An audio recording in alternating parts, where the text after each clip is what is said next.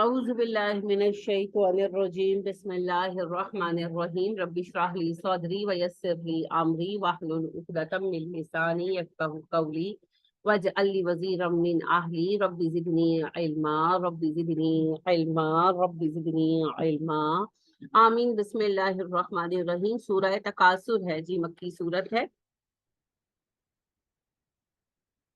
تکاثر کا لفظ کثرت ہی سے ہے، کاف سار راہی اس کی روٹ ہے۔ کثرت تو ہوتا ہے اضافہ، اور تکاثر ہوتا ہے اضافے کے لیے دوڑ لگانا، ایک دوسرے کے ساتھ مسابقت رکھنا اضافے میں۔ تو تفاخر کے وزن پر ہے نا تکاثر۔ تفاخر کیا ہے؟ ایک دوسرے پر فخر لے جا کر، ایک دوسرے پر آگے بڑھنے میں، ایک دوسرے پر زیادہ غالب آنے میں فخر جتانا۔ اسی طرح تکاثر ہے کثرت کے حصول کے لیے ایک دوسرے سے آگے نکل جانے کی کوشش کرنا، مال کے معنی میں ہے یہ۔ تو دنیاوی مال کے حصول کے لیے دوسروں سے آگے نکل جانے کی دوڑ تکاثر کہلاتی ہے۔ الہا کم تو ضمیر ہے، ہلاک سے ہے جی، ہا لام کاف۔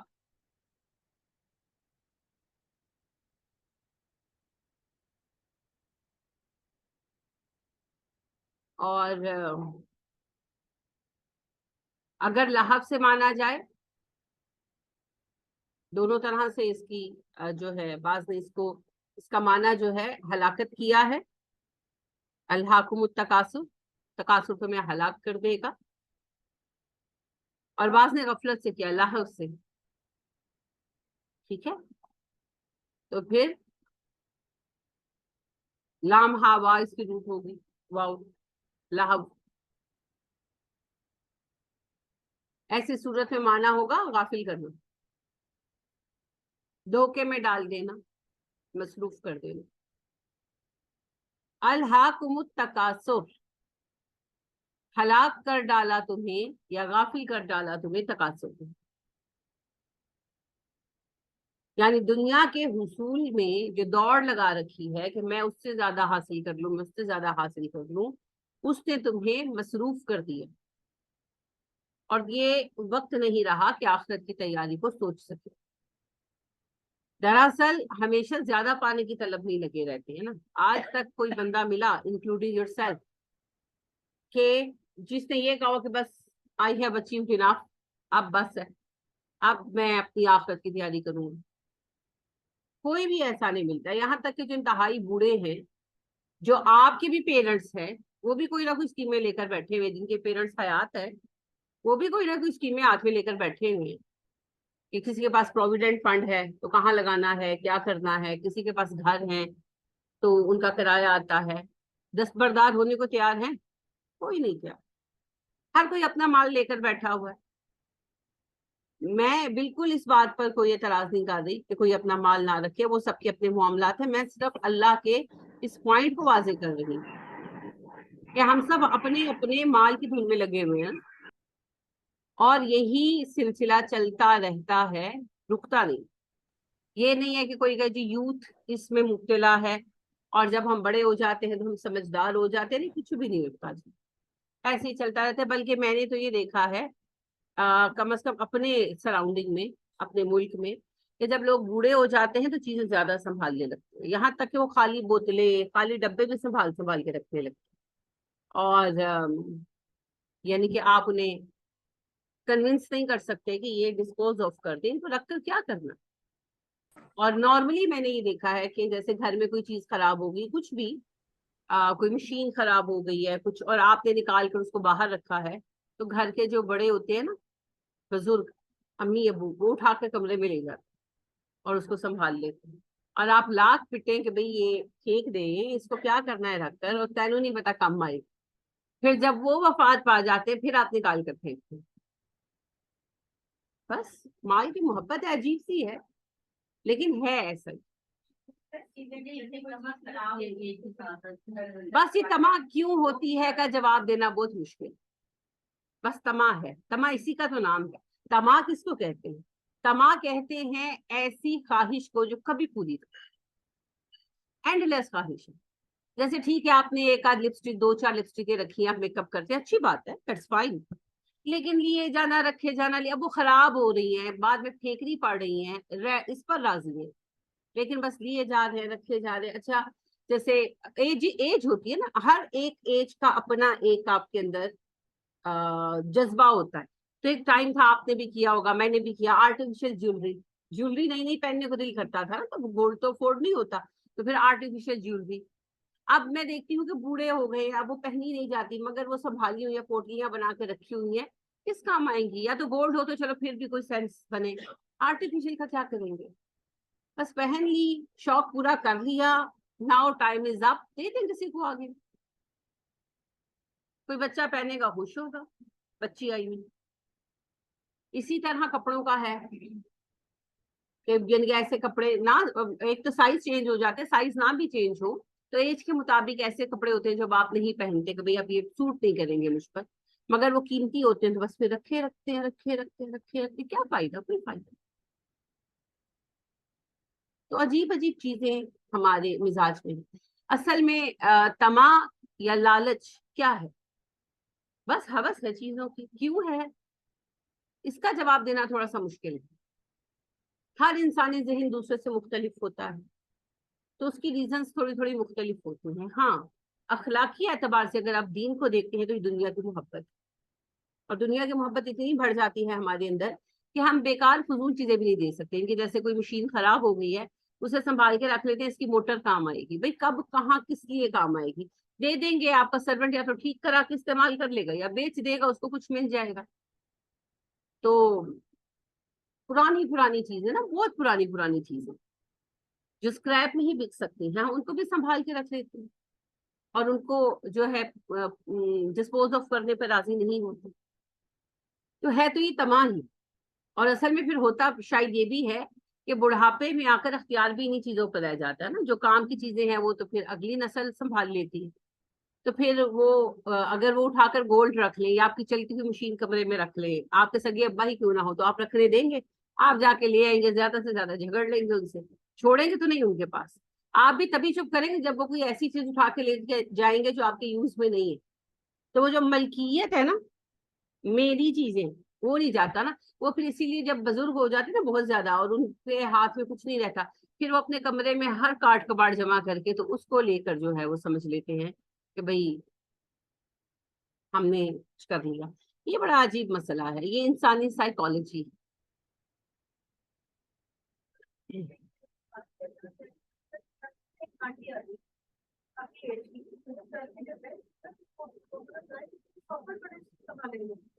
बड़े कलरफुल और बड़े सेव करती थी, वो अच्छा खासा उन्होंने गाना चला हुआ था, वो पास में बता रही थी कि उनको बड़ा मना करना, जरूरत की होती थी तो कहती मुझे जिंदगी संभाल देती थी, शौक तो मैं ही संभालती थी। सवाल है ना, दिमाग है इंसान का और कुछ जहन।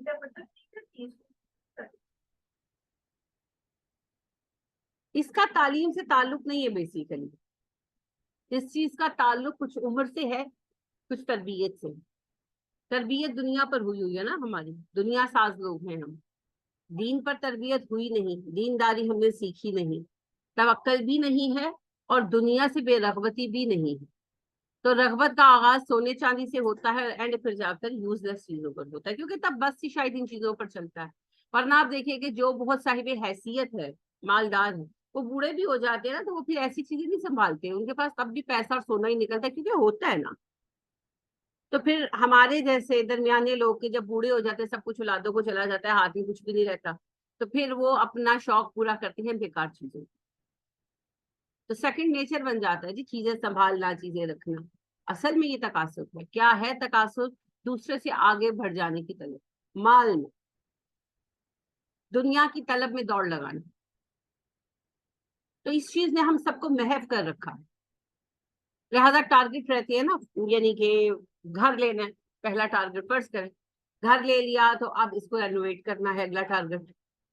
अब वो भी कर लिया तो अब गाड़ी लेनी है, अब गाड़ी ले ली तो अब फोन लेना है, اب بچے کو فلاں کالج میں داخل کروانا ہے، اب بیٹی کی شادی ایسے اسکیل پر کرنی ہے، فلاں ہوٹل بک کرائیں گے، فلانی جگہ پہ کرائیں گے، سو آن سو فورتھ.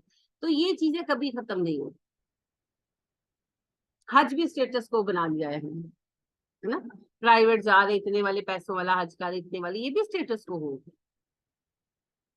موت بھی اسٹیٹس کو ہو گئی ہے. یہ جو رسمیں ہیں ویسے ہی بدعتیں ہیں، کل چہلم وغیرہ. اور اب تو ان میں بھی آپ دیکھیں کیٹیگریز آ گئی ہیں نا، کہ کس طرح کا ہے، سٹنگ ارینجمنٹ ایسا ہے، بوفے لگوایا ہے، کس طرح کا ارینج کرایا ہے.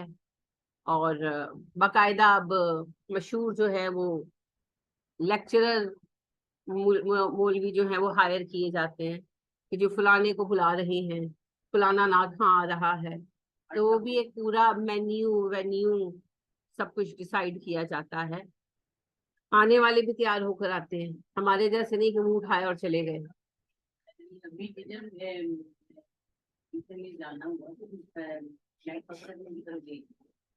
تو آج بھی تین طرح کی میں ایسے سجی ہوئی تھی کہ تین برات میں. جی جی بالکل پراپر اب تیار کیا جاتا ہے، پراپر سٹنگ ارینجمنٹ جو ہے وہ ہوتا ہے، پراپر جو ہے وہ کیٹرنگ کرائی جاتی ہے، اور انویٹیشن بھی پراپر دیے جاتے ہیں. جی جی وہ انویٹیشن وہی نا. تو یہ دیکھیں جی، یہ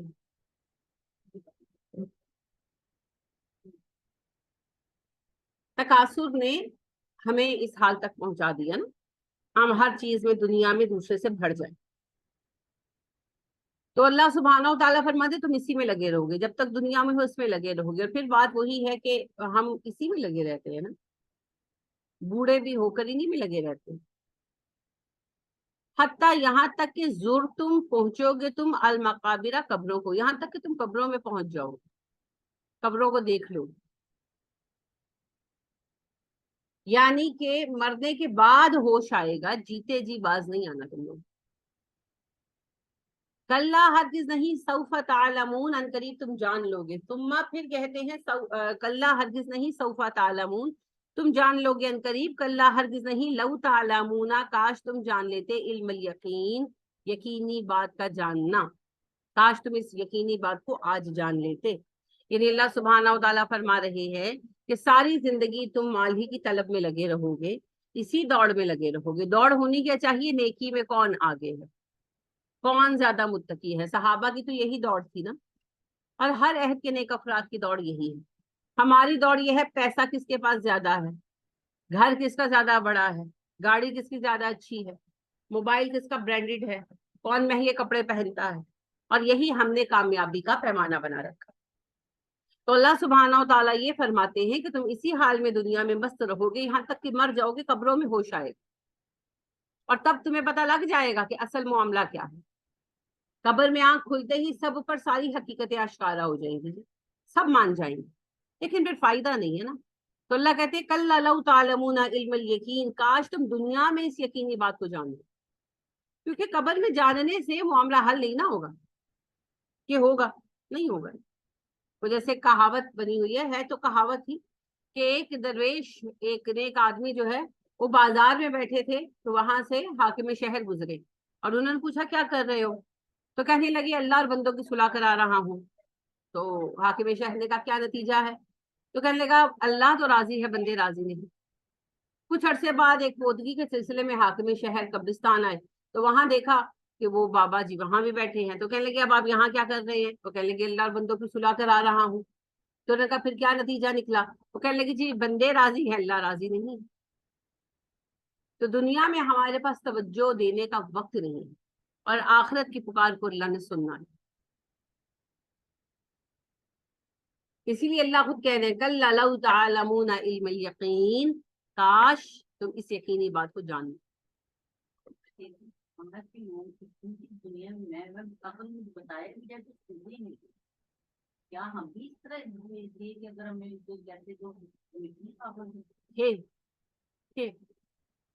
بس وہ کوئی وقت ہوتا ہے، کوئی پتہ نہیں اللہ کسی بات سے راضی ہو جاتے ہیں یا کسی کی کوئی دعا کام آ جاتی ہے، اللہ ہی بہتر جانتے ہیں جی، وہ دل اس کی 2 انگلیوں کے درمیان ہے۔ وہ کون سا ایسا بابرکت لمحہ تھا جب اس نے ہمیں سننے کی توفیق دی اور ہمیں پلٹا دیا، ورنہ ایک وقت ہم سب پہ وہ گزرا ہے جب ہم کہتے تھے ہم سے بڑا تو دنیا میں کوئی 30 مار خان ہے ہی نہیں۔ تو یہ اللہ ہی ہے جو پلٹا دیتے ہیں۔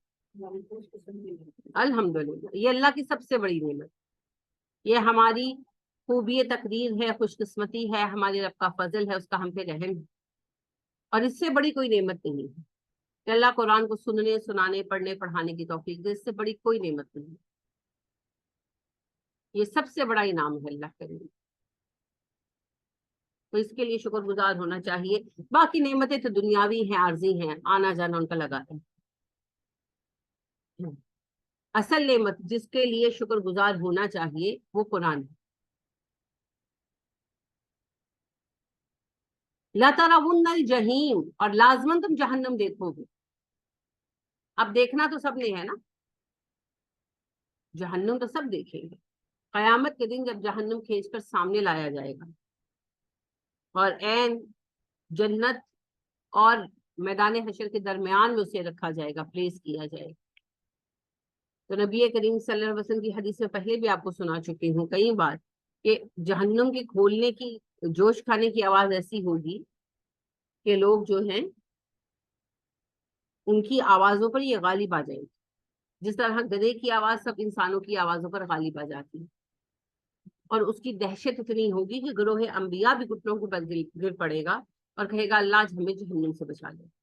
تو دیکھیں گے تو سبھی، باقی اللہ رب کریم جسے چاہیں گے جہنم سے محفوظ رکھیں، یہ اللہ کا اختیار ہے، بس اللہ سے پناہ مانگنی چاہیے۔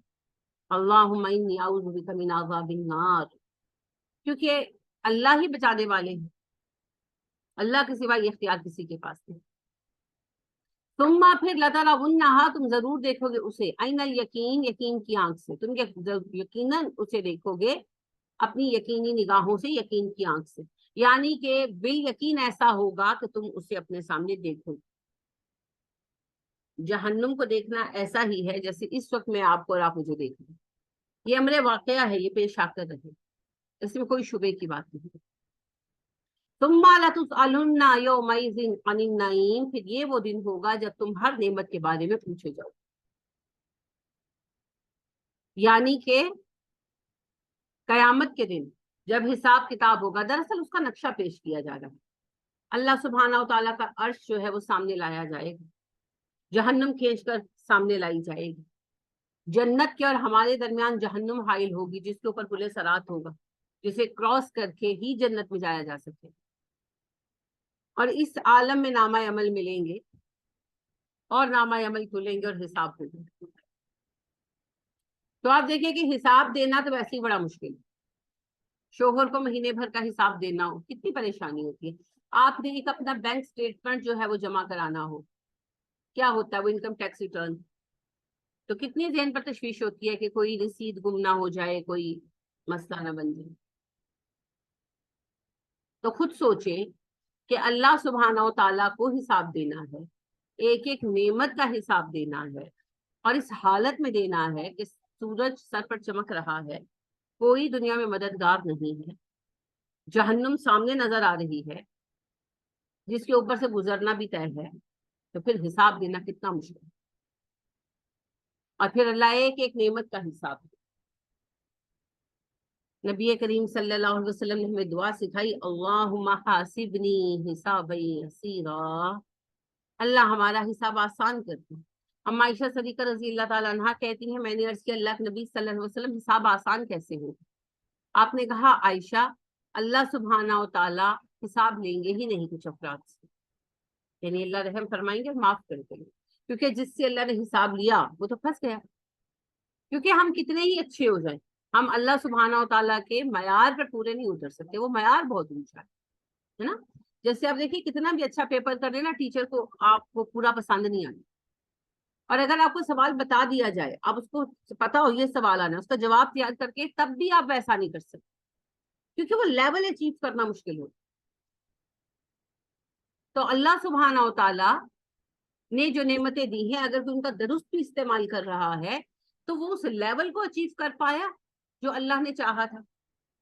یہ ایک مشکل امر ہے, یہ اللہ ہی جانتے ہیں, ہر بندہ ہی جانتا ہے.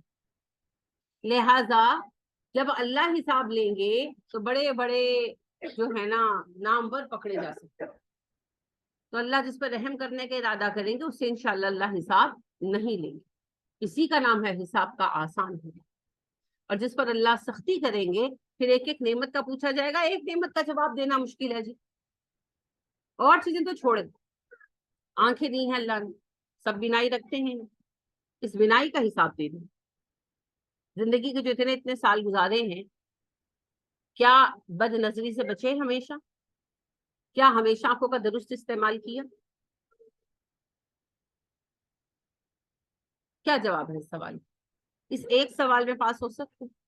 زبان دی ہے اللہ نے, سب کو دی ہے, مجھے دی ہے, آپ کو دی ہے, ہم سب زبان والے ہیں, بول سکتے ہیں, گونگے نہیں. تو کیا ہم نے زبان کو غلط استعمال سے روکا اور صرف اس کا درست استعمال کیا؟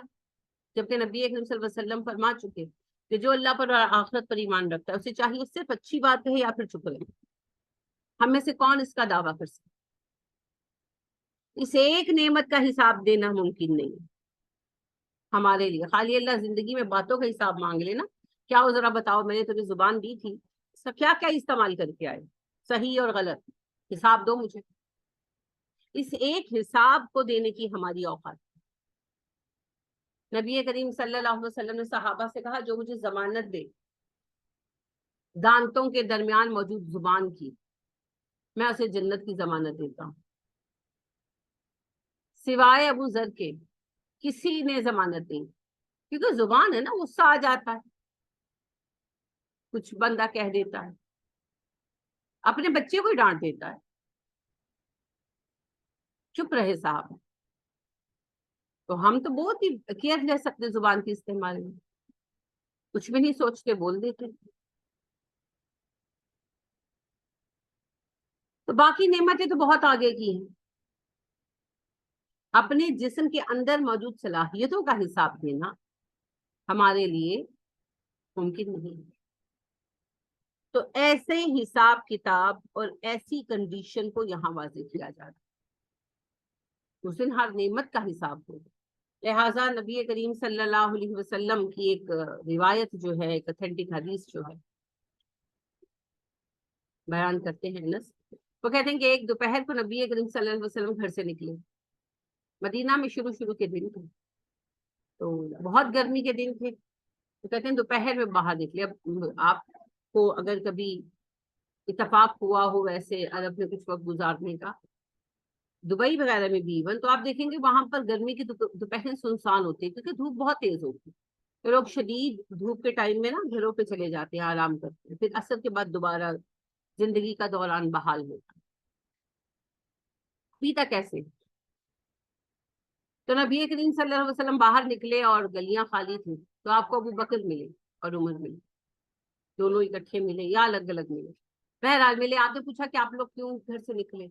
تو انہوں نے کہا اللہ کے نبی صلی اللہ علیہ وسلم ہمیں اسی چیز نے نکالا جس نے آپ کو نکالا.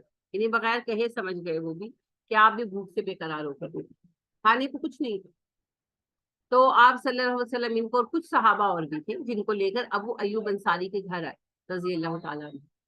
وہ اپنے باغ میں تھے, وہیں پر آپ پہنچے, بڑے خوش ہوئے, آپ کو سائے میں بٹھایا, پانی پلایا ٹھنڈا, اور کھجوروں کا پورا گچھا توڑ کر لیا. آپ نے کہا کہ آپ اچھی کھجوریں چھانٹ لاتے, انہوں نے کہا نہیں جی میں اس لیے لے کر کہ آپ اپنی پسند کی کھجوریں نکال. گھر میں کہا بھئی سالن وغیرہ پکاؤ, کوئی پرندہ ذبح کیا, نام نہیں آتا پرندے کا, بس کہا گیا کہ ایک پرندہ ذبح کیا اور اس کا گوشت بنا اور 7 روٹیاں بنی. جب کھانا لایا تو آپ نے اس میں سے کچھ روٹیاں اور تھوڑا سا سالن کہا کہ نکالا اور کہا فاطمہ کو بھجوا دو, اس نے بھی کچھ نہیں کھایا رات سے, تو ان کے لیے بھی کھانا بھیجا گیا. تو جو صحابہ تھے انہوں نے بھی بیٹھ کر کھانا کھایا, اور اس کے بعد آپ صلی اللہ علیہ وسلم درخت سے ٹیک لگا کر بیٹھ گئے. صحابہ بھی ظاہری بات ہے بھوک سے شکم سیری ہوئی تھی تو سب ذرا ریلیکس ہو گئے. تو آپ صلی اللہ علیہ وسلم یک آپ کی آنکھوں میں نمی محسوس ہوئی. تو ابو ایوب انصاری رضی اللہ تعالیٰ عنہ گھبرا گئے, کہنے لگے اللہ کے نبی صلی اللہ علیہ وسلم مجھ سے کوئی غلطی ہو گئی, آپ ناراض ہوئے, آپ کیوں ایسے غمگین نظر آنے لگے؟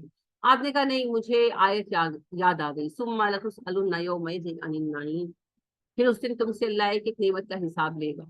تو یہی نعمتیں ہیں جن کا حساب لیا جائے گا, سایہ, ٹھنڈا پانی, اچھا کھانا, अब आप ये देखें कि आप सल्लल्लाहु अलैहि वसल्लम भी और सहाबा भी 2-3 वक्त के बाद खाना खा रहे हैं, और आपको इतनी फिक्र थी, तो हमें क्या सोचना चाहिए जबकि हमारे फ्रिज भरे होते हैं जेन्युइनली। और हमें टेंशन क्या होती है, टेंशन चेंज हो गई है ना। नबी अकरम सल्लल्लाहु अलैहि वसल्लम सहाबा को टेंशन ये होती थी अपने बच्चों को लेकर, डेफिनेटली होती होगी कि अगले वक्त का खाना कहाँ से आएगा। हमें टेंशन ये होती है अपने बच्चों को लेकर कि ए सालन खत्म कर लो, खराब हो जाए। चेंज होगी ना, टेंशन चेंज होगी। नया खाना बना पड़ा होता है, हम ये सोच रहे कि पिछले का क्या करें, खराब ना हो जाए, और अपने बच्चों को डांट रहे होते हैं। और वो कहते नहीं हमने तो नहीं खाना। हर घर में ऐसे ही है, ये कल खाया था अब नहीं खाना, अब हमें कुछ और बना के दो। फिर हम वो सालन अपनी मेड्स वगैरह को दे देते हैं, फिर हम गुस्सा भी करते हैं कि इतना पकाओ फिर उठा के उनको दो, तुम लोग तो शहजादे हो। मगर चलता यही कुछ है हमारे, और एक एक वक्त में कहीं कहीं खाने हैं। फिर वो उस खाने में भी बच्चों ने नहीं खाना, फिर हमने कुछ और उनको बना कर या मंगा कर देना। तो इनके फ्रीजर के अंदर हमारे कबाब बने पड़े हैं या बाजार से लिए हुए हैं, और कोफ्ते बने पड़े हैं, और चीज के पैकेट पड़े हैं। नेमतें भरी हुई है ना, दर्जनों के हिसाब से हमने अंडे रखे हुए हैं। जिसको ऑमलेट चाहिए ऑमलेट मिल रहा है, जिसको फ्राइज चाहिए फ्राइज मिल रहे हैं, जिसने कबाब खाने हैं वो कबाब खा रहा है। हर किसी के लिए हर नेमत है, और उसके बाद रोना क्या है, कुछ है ही नहीं। हम तो जो हमारे पास तो कुछ है ही नहीं। इन्ना लिल्लाहि व इन्ना इलैहि राजिऊन। तो नेमतों का सवाल तो होगा। लिहाजा एक बात तो ये है कि नेमतों को जमा कर करके नहीं रखे, माल को जमा कर करके ना रखे। माल में पैसे और जेवर के अलावा बाकी अशिया भी आए। तो जैसे कपड़े जूते संभाल संभाल के ना रखे, जो इस्तेमाल करना करें, जो नहीं करना दे दिला दे फारिग। अल्लाह खैर का मामला फरमाएगा। जिस मुस्तकबिल के लिए संभाल के रखते हैं, पता नहीं उस मुस्तकबिल में हम हैं भी कि नहीं। लिहाजा इतना ना सोचा करें, अल्लाह खैर करेगा। जो आज दे रहा है वो कल भी देगा, उसको क्या मसला देने में। और फिर दुनिया की रखी हुई नेमतें कौन सी काम आती है, टाइम पर पता चलता है खराब हो गई। तो चीजें संभालना सबसे बड़ी बेवकूफ। दूसरी बात यह है कि हकदारों का हक अदा करते हैं।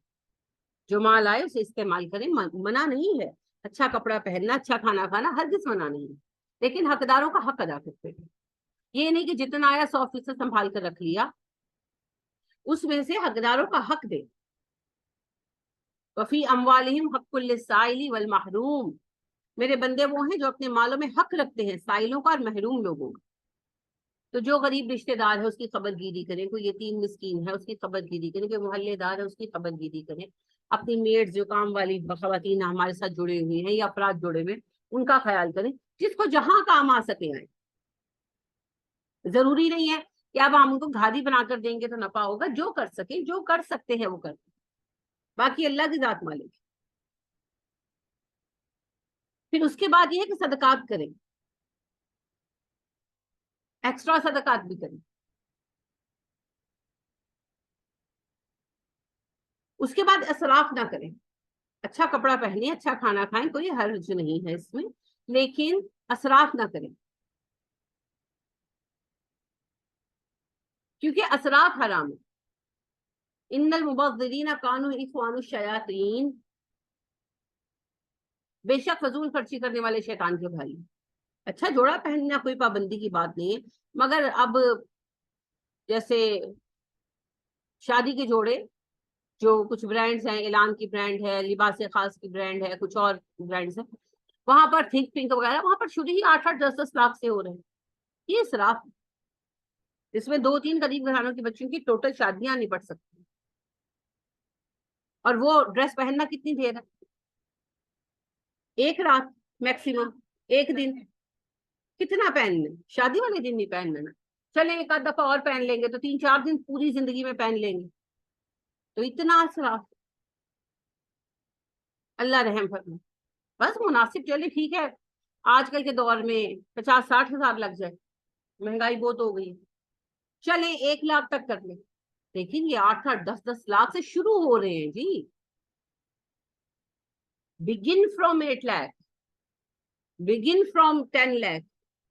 خدا کا خوف کرنا چاہیے. جہاں لوگوں کو کھانے کو روٹی میسر نہیں, بیمار کے لیے دوائی میسر نہیں, وہاں یہ سب کچھ, تو پھر ہم اللہ کو کیا جواب دیں؟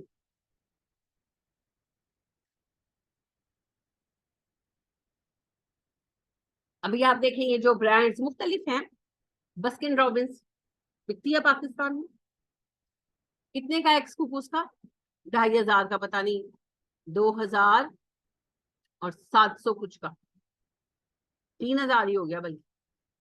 آئس کریم ہے, ٹھیک ہے نا, اس کا ایک سکوپ اتنا مہنگا, آخر لوگ خریدتے ہیں تو بکتی ہے نا, لیتے ہیں تو بکتی ہے. میرا کوشچن یہ ہے کیوں خریدتے ہیں ہم؟ چلیں ٹھیک ہے, آئس کریم کھانی ہے آپ نے, والس تو ختم, والس ہے سوری, فولگا ختم ہو گئی, والس کھا لیں, چلے ہیکو کھا لیں, زیادہ کوئی تکلیف ہے تو سویٹ کریم وغیرہ کھا لیں, چلے 200-250 کا ایک کپ آ جاتا, چلو 2500-3000 کا آئس کریم کا کپ, اور وہ بھی ایک سکوپ, اور پھر ان چیزوں کو نشر کیا جاتا ہے. مجھے کیسے پتا چلا قیمت کا؟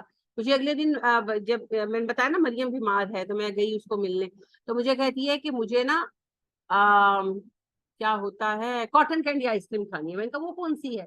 وہ کہتی ہے میں نے دیکھی ہے. تو اس نے مجھے کہا کہ نیٹ پہ نا اس نے نکالا cotton candy ice cream flavour ہے جی بسکن رابن کا. تو جب میں نے پرائس دیکھی تو میں نے کہا اس کی شاپ نہیں ہے یہاں پر, کہیں تو ہوگی دادو. میں نے کہا جہاں ہوگی پھر ڈھونڈیں گے, نہیں ہے یہاں. ظلم ہے, ظلم ہے ہمارے جیسے ملک میں, جہاں ایک عام بندے کو میڈیسن کے پیسے اویلیبل نہیں, ایک عام بچے کو پڑھائی کے لیے کتابوں کے پیسے اس کے پاس نہیں ہے, وہاں پر یہ سب کچھ, یہ اسراف ہے. اسراف حرام ہے.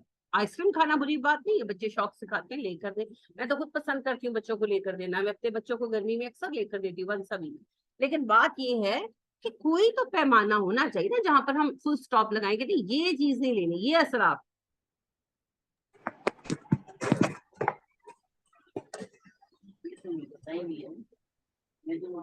ہاں جی, وہ پتہ کیا ہے, وہ اصل میں اسٹیٹس کو ہے, اور ہوتا یہ ہے کہ ہم نے وہ لگانا ہوتا ہے نا ایک اسٹیٹس. ہاں بس یہ بات ہوتی ہے.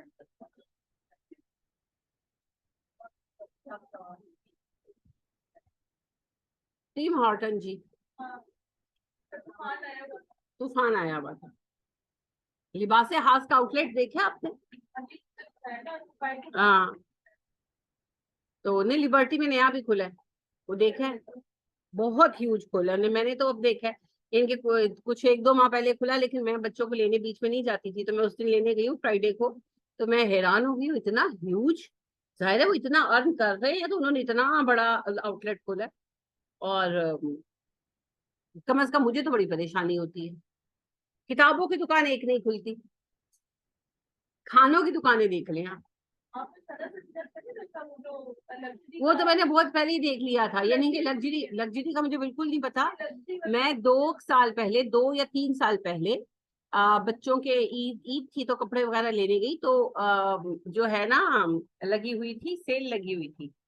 میری دوست تھی نادیہ میرے ساتھ, تو وہ مجھے لے کے گئی, تو سیل لگی ہوئی تھی, تو وہاں پر ثنا سفینہ کے 2 پیس تھے, لون کے تھے, اور وہ یعنی کہ 50%, پتہ نہیں 60% آف کے اوپر جو ہے وہ 28,000 اور 22,000 تھے.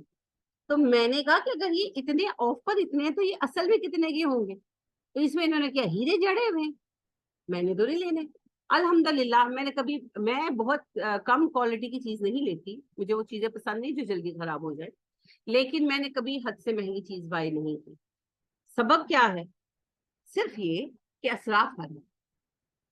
تو جب اللہ نعمت دے تو اسراف سے بھی دور رہے.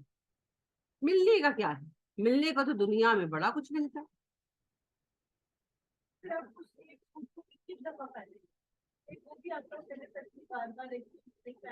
بالکل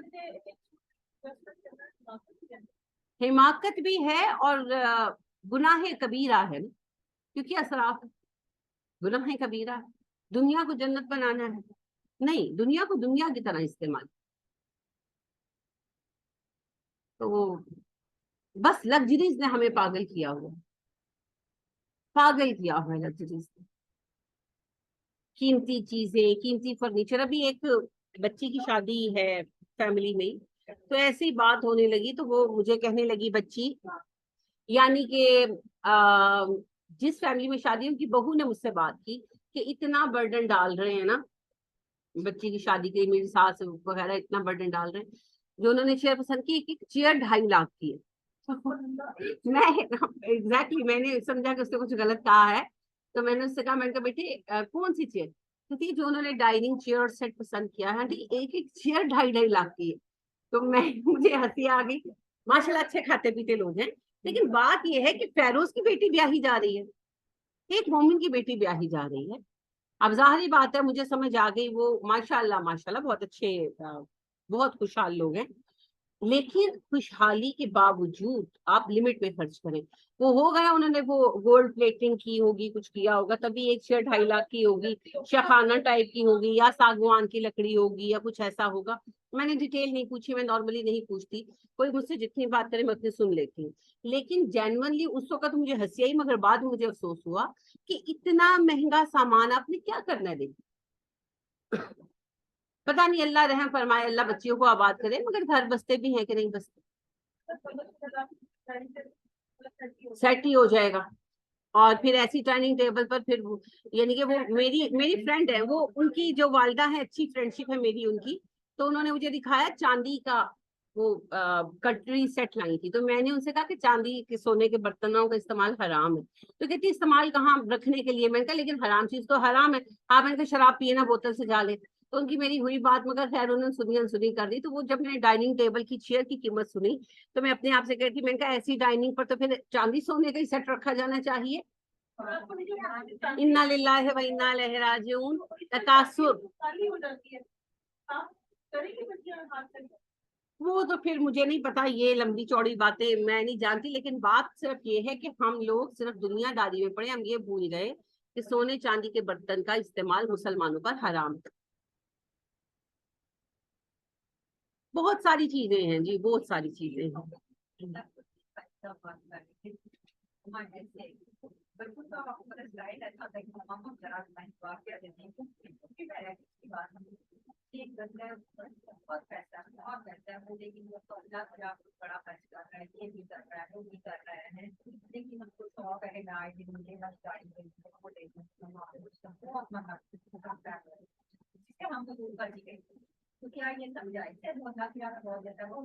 नहीं जी, नहीं जाए।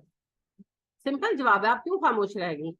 अच्छाई, एक अच्छाई करने का मतलब ये नहीं कि दूसरी बुराई अलाउड हो जाएगी। यानी कि फर्ज करें कि मिस्टर ए जो है वो बहुत सखी है, लेकिन साथ साथ वो शराब नोशी करते हैं, तो उनकी सखावत शराब नोशी के गुनाह को खत्म नहीं कर देगी। वो गुनाह अपनी जगह, वो नेकी अपनी जगह। हाँ, बैलेंस तब होगा जब अगर नेकी गुनाह पर हावी हो जाएगी, तो ये तो अल्लाह ही बेहतर जानते हैं। लिहाजा कोई एक नेकी दूसरे गुनाह को खत्म नहीं करती। एक बंदा इनकम टैक्स पूरा भरे, गवर्नमेंट को इनकम टैक्स पूरा दे, और दूसरी तो ब्लैक मार्केटिंग करे, तो इनकम टैक्स पूरा देना ब्लैक मार्केटिंग के गुनाह से उसको बचाएगा जब वो पकड़ा जाएगा? नहीं बचाएगा ना भाई। वो तुमने गुनाह नहीं किया, उसकी सजा भी नहीं दे रहे, जो गुनाह किया उसी की सजा में पकड़ रहे हैं तुम्हें। तो अल्लाह के यहाँ भी उसूल यही है, नेकियां गुनाहों को खा जाती हैं, मगर उस गुनाह को खा जाती हैं जिससे इस्तिग़फ़ार करके उसको छोड़ दिया जाए। जिस गुनाह के ऊपर डट कर खड़े हैं और सरकशी के साथ कर रहे हैं, वो गुनाह बाकी नेकियों के ज़िया का भी सबब बन सकता है, क्योंकि फिर वो कुफर के दर्जे में आ जाता है ना। पहले वो फिस्क होता है, फिर फिस्क से मुनाफकत, फिर मुनाफकत से कुफर। तो गुनाह पर ढिठाई के साथ खड़ा हो जाना बाकी नेकियों के खात्मे का सबब बन सकता है। और अगर ऐसा ना भी हो, तब भी नेकी अपने रजिस्टर में लिखी जा रही है, बुराई अपने रजिस्टर में लिखी जा रही है। कयामत के दिन फैसला इस बात पर होगा कौन सा रजिस्टर हैवी होता है। तो लिहाजा किसी गुनाह को हकीर समझ लेना बेवकूफी है। ये अल्लाह को ही पता कौन सा गुनाह अभी आ जाए। तो ये कोई जवाब नहीं है जी कि पैसा ज्यादा है तो हम फजूल खर्ची कर लें। नहीं, नहीं कर सकते। ये अरबों से ज्यादा सखी कोई नहीं है। अरबों की सखावत एंड बहुत सखी है, और उसके बाद जाकर सखावत के बाद सबसे ज्यादा पैसा जाके तवाइफों पे उड़ाते हैं। नोट गिनने की मशीनें लेकर जाते हैं क्लबों में और उनके साथ पैसे उड़ाते हैं। تو کیا ان کا یہ گناہ معاف کر دیا جائے گا؟ ایسے نہیں ہوتا. نیکی کرنے کا مطلب یہ نہیں ہے کہ گناہ پر آپ یا میں بے باک ہو جائیں. اللہ نے نیک بندوں کی پہچان کیا بتائی؟ وہ نیکی کرتے ہیں، سخاوت کرتے ہیں، نماز ادا کرتے ہیں، روزے رکھتے ہیں، فرض زکات بھی دیتے ہیں، صدقات بھی کرتے ہیں، جد و جہد کرتے ہیں، اور اس کے بعد بالمستغفرین بالاسحار، پچھلے پہر میں اٹھ کر استغفار کی کثرت کرتے. اور اماں کہتی ہیں، اماں عائشہ صدیقہ رضی اللہ تعالیٰ عنہ کہتی ہے، میں نے کہا اللہ کے نبی صلی اللہ علیہ وسلم یہ استغفار کرنا اور رونا ان کے لیے لکھا گیا جو اتنے نیک ہیں؟ آپ نے کہا ہاں انہیں کے لیے کہا گیا. اور نبی کریم صلی اللہ علیہ وسلم خود جب نماز ادا کرتے تھے فرض، تو سلام پھیر کر سب سے پہلے کیا کہتے تھے؟ 3 مرتبہ کہتے تھے. کیوں کہتے تھے؟ کہ جو کمیاں رہ گئی اللہ وہ معاف کر دے. تو نیکی کرنے کے بعد استغفار کی جاتی ہے کہ اللہ جی قبول کر لے. حضرت ابراہیم علیہ السلام، اسماعیل علیہ السلام کعبہ تعمیر کر رہے تھے، طے شدہ عمر تھا کہ مقبول عمل ہے. اللہ نے خود حکم دیا تھا، جبرائیل کو بھیجا تھا، نقشہ بتایا تھا، اور حکم بھی دیا تھا کہ آپ اور آپ کا بیٹا ہی کریں گے. تو سلیکٹڈ ونس تھے نا. پھر بھی دعا کیا تھی؟ ربنا تقبل منا، اللہ قبول کر لے. حالانکہ قبولیت ہی قبولیت تھی، اللہ نے خود کام دیا تھا، چنا تھا باپ بیٹے کو، جبرائیل کو مددگار بنایا تھا، اس پر بھی وہ دعا مانگ رہے. تو نیکی پر زوم نہیں ہونا چاہیے. اور حقیقی نیکیاں وہ ہوتی ہیں جو دل کی کیفیت بدل دیں. اگر نیکیوں کے باوجود بھی ہم ویسے ہی رہتے ہیں پھر کہیں نہ کہیں خرابی. تو یہ کوئی جواز نہیں ہے گناہ. اور یاد رکھیں ایک محاورہ ہے، اجرے گناہ بدتر از گناہ. گناہ کو جسٹیفائی کرنا گناہ کرنے سے بڑا جرم. تو یہ کوئی جسٹیفیکیشن نہیں ہے کہ اللہ نے پیسہ دیا تو میں روز نیا موبائل لے لوں، میں روز نئی کار لے لوں. یہ کوئی جسٹیفیکیشن. ہاں ضرورت کے مطابق لے سکتے ہیں، ضرورت کے بغیر نہیں. تو لہذا بات یہ ہے کہ نعمتوں کا حساب ہونا ہے. تو اللہ کی دی ہوئی نعمتوں کی شکر گزاری کرنی چاہیے. نبی کریم صلی اللہ علیہ وسلم فرماتے ہیں، جس بندے نے اس حال میں صبح کی کہ اس کے پاس اس دن کا کھانا موجود ہے اور وہ صحت مند اٹھا ہے، تو اس پر دنیا جمع کر دی. اب دیکھیں ہم تو صبح اٹھتے ہیں، ایک دن کا نہیں کئی دن کا کھانا رکھے ہوئے ہیں اور کشک راشن بھی بھرا ہوا. ہم تو مہینے کا لے کر آتے ہیں نا، پھر بچا ہوا بھی پڑا ہوتا ہے. کپڑے پتہ نہیں الماری میں، میرا خیال ہے ہم نے تو سالوں کے رکھے ہوئے. اگر ہم کئی سال کپڑے نہ بنائیں تو یہ کپڑے ہمیں کفایت کر سکتے ہیں. تو پھر بھی ہمارا رونا کیا ہے ہی کچھ نہیں. میرے کو ہے ہی کچھ نہیں. اوہو اللہ ہمارے حال پہ رحم کرتے، اللہ ہمارے حال پہ رحم کرتے. تو نعمتوں کا سوال ہوگا جس کے لیے ایک تو یہی بات میں نے عرض کی کہ نعمتوں کو شکر گزاری کے ساتھ استعمال کریں، نعمتوں کی شکر گزاری کو، اور سب کچھ سنبھال کے نہ رکھیں، لوگوں میں شیئر کریں، صدقات کریں، اور اسراف نہ کریں. اور پھر نعمتوں کا درست استعمال کریں. یعنی اللہ نے پیسہ دیا ہے تو کوئی درست استعمال کیا جائے، کسی اچھی جگہ لگایا جائے. یہ نہیں کہ وہ کہتے ہیں جٹ نو ملیا کٹورا پانی پی پی ہویا دورا. ہمارا وہی حال ہے، اگر پیسہ آ جائے بس پھر ہماری عیاشیاں دیکھو، فضول خرچیاں دیکھو. یعنی اگلے دن میں فیس بک پہ دیکھ رہی تھی تو پکچر تھی ایک، شاید آپ کی نظر بھی گزری ہو. کسی شخص کی شادی تھی تو اتنا لمبا اس کے نوٹوں کا ہاتھ پہنا اسے، اتنا لمبا. وہ پورا جو وہ اسٹیج کے اوپر وہ پیسج بنا ہوا تھا نا، اس کے اوپر انہوں نے ہاتھ ہلایا ہوا تھا. کیا حاصل وصول، وہ پہن کے وہ چل تو سکے گا نہیں، ظاہر ہے وہ اتنا بڑا ہاتھ تو اتنا ہیوی تو وہ اٹھا بھی نہیں سکتا. یہ کیا ہے؟ کون سا شوق ہے، کون سا احساس کمتری ہے، سمجھ نہیں آتی مجھے. ایک اور شادی کی اسی طرح تصویر میں نظر سے گزری، فیس بک پر ہی تھی، کہ وہ قوال کوئی پتہ نہیں قوالی پکچر تھی تو مجھے نہیں پتا، قوال تھے بہرحال. تو اتنے 500 کے نوٹ پھینکے گئے تھے کہ کارپیٹ کے اوپر 500 کے نوٹوں کا کارپیٹ ہی بنا ہوا تھا. اتنا نوٹ لٹایا گیا. حلال کے نہیں لٹائے جاتے نارملی، لیکن حلال ہو یا حرام ہو، یہ لٹانا بذات خود حرام ہے. اللہ ہمارے حال پہ رحم کرے. اگر اللہ نے پیسہ دیا ہے کسی کھانے کے لیے تو محتاج ہے، محتاج ہے، آمین ثم آمین. اگر اللہ نے آپ کو پیسہ دیا ہے کسی ڈھنگ کی جگہ پہ لگائیں، کسی کے کام آئیں. بہت جگہ لگانے میں بہت جگہ ہیں، بہت جگہ ہیں. اگر آپ سنجیدگی سے کام کرنا چاہتے ہو، بہت جگہ. تو اللہ رب کریم آسانیوں کے معاملات فرمائے، لیکن نعمت کا درست استعمال بہت ضروری ہے. اور پھر یہاں پر ایک اور اہم بات سمجھ لیں، پیسے پر تو میں ویسے بات کر رہی ہوں، صرف پیسہ مراد نہیں، نعمتوں کی بات ہو رہی ہے. نعمت میں صحت شامل ہے، زبان شامل ہے، آنکھیں، کان، جسم، ہاتھ، پیر، پڑھنے لکھنے کی صلاحیت، خاندان، اولاد، گھر، پنکھے، بجلی، ہر چیز نعمت ہے. اور اس نعمت سے ہم نے کیا نفع لیا، سب اس کے اندر شامل. تو ہر نعمت کا درست استعمال، کیونکہ قیامت کے دن اللہ سب نعمتوں کے بارے میں پوچھیں گے کہ میں نے یہ نعمت تمہیں دی، پھر تم کیا کرتے. آئی کیو لیول، عقل، علم، پڑھنا لکھنا، سب نعمتوں میں شامل.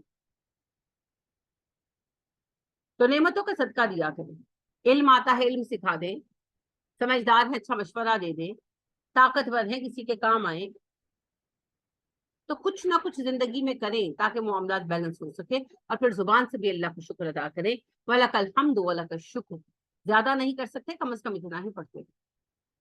اللہ کی نعمتوں کا شکر ادا کریں. اور اس میں نماز کی کثرت شامل ہے. نبی کریم صلی اللہ علیہ وسلم بہت پڑھتے تھے طویل تہجد. تو اماں کہتی ہیں کہ آپ کے پیر سوج جاتے تھے.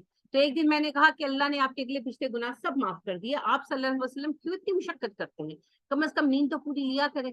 تو آپ کہنے لگے عائشہ تم کیا چاہتی ہو، میں اللہ کا شکر گزار بندہ نہ بنوں.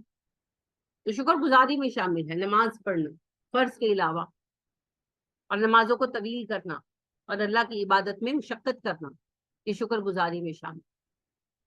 آپ نعمتوں میں جو آپ کو ملی ہیں اور اضافہ چاہتے ہیں، کم ہے ابھی اور چاہیے، وسنت یہ شاکرین، شکر ادا کریں، اللہ نعمتیں اور بڑھا دیں گے، اور بڑھا دیں. لہٰذا کچھ نہیں آپ سے ہوتا، کوئی یعنی کہ زیادہ نماز نہیں پڑھ پاتے، وقت نہیں ہے آپ کے پاس، عبادت میں مشقت نہیں کر پاتے، چلتے پھرتے وَلَكَ الْحَمْدُ وَلَكَ الشُّكْرُ وَلَكَ الْحَمْدُ وَلَكَ الشُّكْرُ الحمدللہ فللہ الحمد الحمدللہ حمدًا کثیرا. چلتے پھرتے چھوٹے چھوٹے سینٹنس جو ہے یہ پڑھتے تھے، اللہ کا شکر ادا کرتے تھے دل سے. تو پھر نبی صلی اللہ علیہ وسلم فرماتے ہیں الحمدللہ تملی المیزان، ایک الحمدللہ میزان کو بھر دے گا. کیسے بھرے گا میزان کو؟ جب دل سے شکر ادا کریں گے. تو لہٰذا اللہ کی شکر گزاری کریں، اور اللہ سبحانہ و تعالیٰ کی نعمتوں کا زبان سے بھی شکر ادا کریں، عمل سے، تاکہ اللہ ان نعمتوں کو بڑھا دے. یہ جتنی دنیا کی دوڑ ہے، جس وقت قبر میں آنکھ کھلے گی نا، اس کی کوئی حقیقت نہیں ہے. جون ایلیا کا ایک شعر ہے، کہتا ہے رات بھر کا سفر فضول گیا، رات بھر کا سفر فضول گیا، آنکھ کھلتے ہی خواب بھول گیا.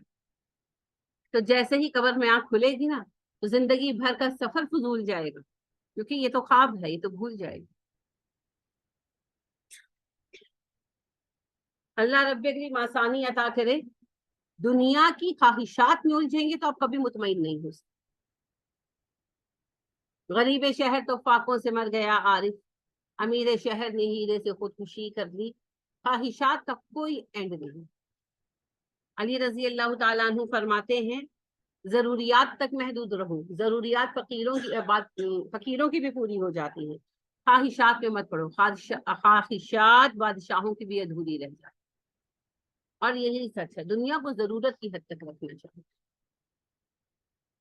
ٹھیک ہے ایک نارمل کمفرٹ کے لیول تک آئیں، لیکن خواہشات میں نہ پڑے، ان کا کوئی اینڈ نہیں، کوئی اینڈ نہیں. سکندر خوش نہیں تھا لوٹ کر دولت زمانے کی، سکندر خوش نہیں تھا لوٹ کر دولت زمانے کی، کلندر دونوں ہاتھوں سے لٹا کر رقص کرتا ہے. تو اصل بات یہ ہے دل کا غنا، غنا الغنا ہاہنا. نبی اکرم صلی اللہ علیہ وسلم نے فرمایا دل کی طرف اشارہ کر کے، الغنا ہاہنا، غنا تو دل میں ہوتا ہے، یہ دل کی کیفیت ہے، یہ دل کی کیفیت. لہٰذا ایک دل میں بخل دل کی بیماری ہے، غنا دل کی صفت ہے۔ جہاں غنا دبتا ہے وہاں بخل پنپتا ہے، تو بخل بیماری ہے، غنا اصل کیفیت۔ اور نبی کریم صلی اللہ علیہ وسلم نے دعا بھی سکھائی، اللہم انی اعوذ بک من نفس لا تشبع، اللہ میں اس نفس سے پناہ مانگتا ہوں جو کبھی سیر ہی نہیں ہوتا۔ اور حضرت عبد الرحمن بن عوف رضی اللہ تعالیٰ عنہ کی دعا میں نے آپ سے عرض کی، ربی کنی شح نفسی، اللہ مجھے میرے نفس کی بخالت سے نجات عطا کر۔ یہ غنا بڑی چیز ہے جی، یہ دونوں عالم سے بے نیاز کرتے ہیں، صرف اپنے رب سے۔ دیکھیں اتنی خوبصورت دعا ہے جو قرض کی دعا ہے۔ علی رضی اللہ تعالیٰ عنہ کے غلام تھے، انہوں نے ان سے مکاتبت کی کہ مجھے آزاد کرتے ہیں تو میں 2 سال میں آپ کو پیمنٹ کر دوں گی۔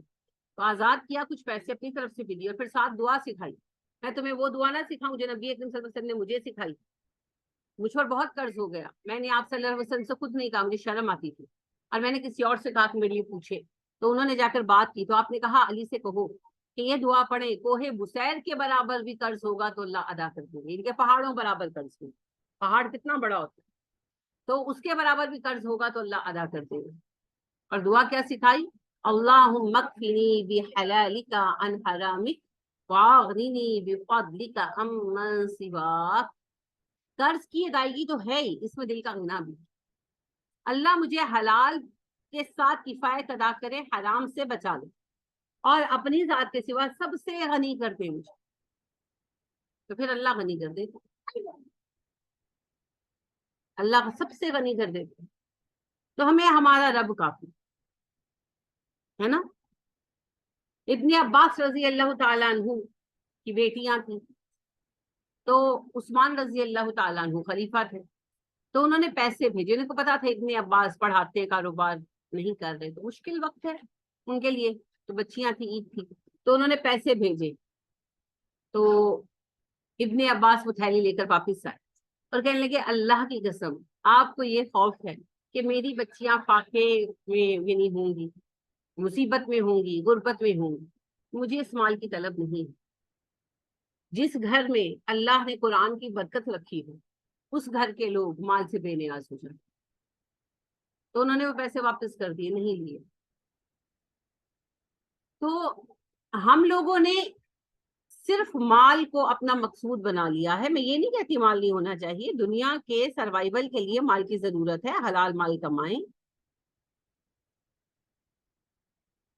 اللہ رب کریم آسانی ہمیں عطا فرمائے۔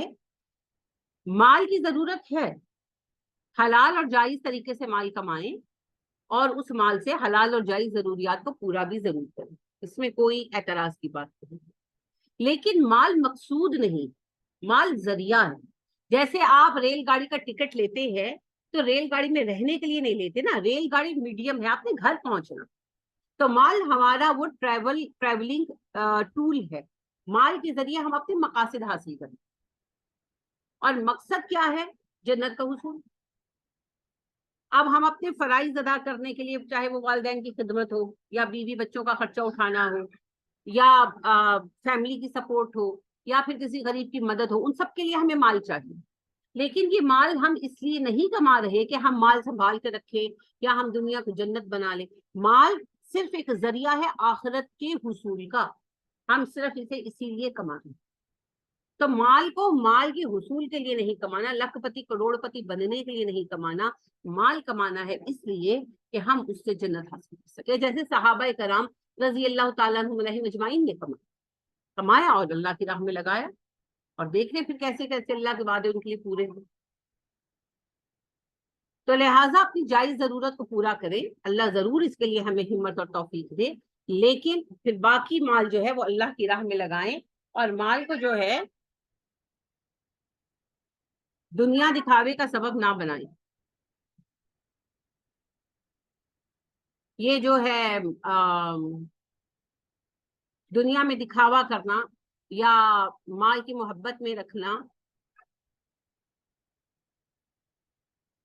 یہ جو ہے مقصود نہیں ہے۔ تو اللہ رب کریم جو ہے مال کی محبت سے بچائے. مسئلہ مال کی محبت کا ہے, مال کا نہیں ہے. مال کو اللہ نے قرآن مجید میں کیا کہا؟ مال کو اللہ نے قرآن میں فضل بھی کہا اور خیر بھی کہا. تو آپ مال کے ذریعے, مال میڈیم ہے نا, جنت بھی حاصل کر سکتے ہیں اور اللہ کا غضب بھی. جس طرح یہ آپ کا موبائل ہے, لیپ ٹاپ ہے, یہ میڈیم ہے, ذریعہ ہے. چاہے آپ اس سے اچھائی حاصل کریں چاہے برائی, تو مال بھی ایک ذریعہ ہے. اٹ سیلف مال نہ اچھا ہے نہ برا. ہاں, حلال مال جو ہے وہ متاع حسنہ ہے, اور حرام مال متاع سیئہ ہے, متاع غرور ہے, اور پھر اس کا استعمال بھی اسی پر منحصر. تو متاع حسنہ حاصل کریں, اس سے پھر آخرت کمائیں. دنیا پرستی نہیں کریں, دنیا کی دوڑ میں نہیں پڑیں. جی, اور کوئی بات جو آپ پوچھنا چاہیں یا ایڈ کرنا چاہیں یا سوال کرنا چاہیں؟